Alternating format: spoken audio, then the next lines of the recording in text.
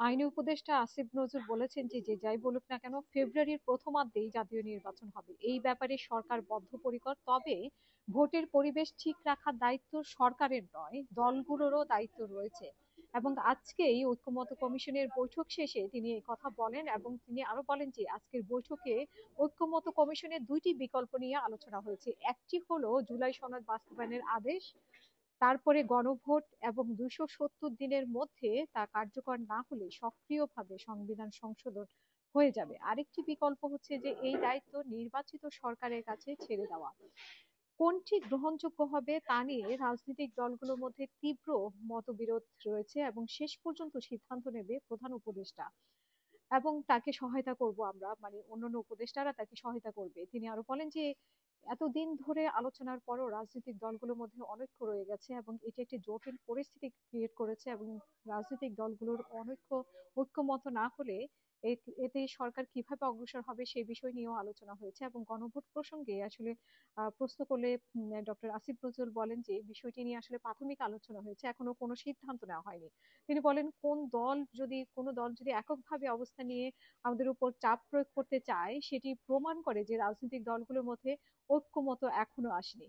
এবং তিনি আরো বলেন যে গণভোট ও জাতীয় ঐক্য কমিশনের সুপারিশ বাস্তবায়নের বিষয়ে চূড়ান্ত সিদ্ধান্ত নেবে প্রধান উপদেষ্টা। এই বিষয়ে খুব দ্রুত ফয়সালা আসবে বলে তিনি বলেন। এবং আসলে মানে এখানে আমরা যেটা দেখতে পাচ্ছি যে রাজনৈতিক দলগুলোর মধ্যে যে অনৈক্য শুরু হয়েছে, যে এনসিপি, বিএনপি এবং জামাত। কারণ আমরা সেই জুলাই সনদে যেদিন সই হয় সেদিন থেকেই আমরা দেখতে পেয়েছি যে আহ, জামাত ইসলাম যতটাই নড়বড়ে অবস্থায় ছিল, বিএনপি এবং শেষ পর্যন্ত তারা জুলাই সনদ সই করেছে এবং বিএনপি প্রথম থেকেই রাজি ছিল, কিন্তু বিএনপি চেয়েছিল যে একটা ভালো ভালো সবকিছু হওয়ার পরে একটা নির্বাচন। কিন্তু সেটা যে এই গণ আহ, মানে গণভোটে আকারে আসবে সেটা হয়তো বিএনপি আগে থেকে ভাবতে পারেনি, এখন এই পরিস্থিতিতে আসবে, যার জন্য বিএনপি বারবারই বলছে যে প্রতারিত হয়েছে, বিএনপি কে প্রতারণা করা হয়েছে। আসলে বিএনপি কে বুঝিয়ে শুনিয়ে বা বিএনপি কে দিয়ে সই করানো হয়েছে ব্যাপারটা এরকম, মানে বলারও চেষ্টা করা হচ্ছে। এবং বিএনপি যেভাবে চিন্তা করেছে ঘটনাটা আসলে সেরকম হয়নি। হয়তো বা বিএনপি যদি চিন্তা করতো যে এরকম বিষয়টা হবে তাহলে হয়তো বা বিএনপি এত ভালো ভালো সই করতো না। কিন্তু এখন আসলে পরিস্থিতি কোন দিকে যায় সেটা আমাদের অপেক্ষা করতে হবে।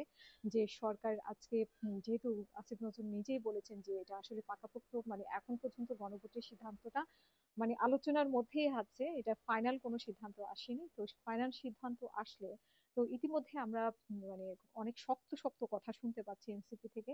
তবে আমরা দেখবো যে আসলে মানে এই সিদ্ধান্তটা ফাইনাল হয় কিনা। এবং যেভাবে অনলাইনে প্রচার প্রচারণা শুরু হয়েছে সেই প্রচার প্রচারণায় আসলে কোন দিকে যায়। এবং জনগণের হ্যাঁ ভোট না ভোট এরকম, এবং সংবিধানের একটা ইস্যু আছে। এখন এখানে রাজনৈতিক একটা অনেক বড় একটা চ্যালেঞ্জের মধ্যে পড়েছে, যেহেতু মাত্র 3-4 মাস আছে যে নির্বাচনের, এই মুহূর্তে গণভোট হলে কি হবে, গণভোট না হলে কি হবে, এরকম একটা দ্বিধাদ্বন্দ্বের মধ্যে পড়ে আছে। সো আমরা দেখি কি হচ্ছে যাচ্ছে।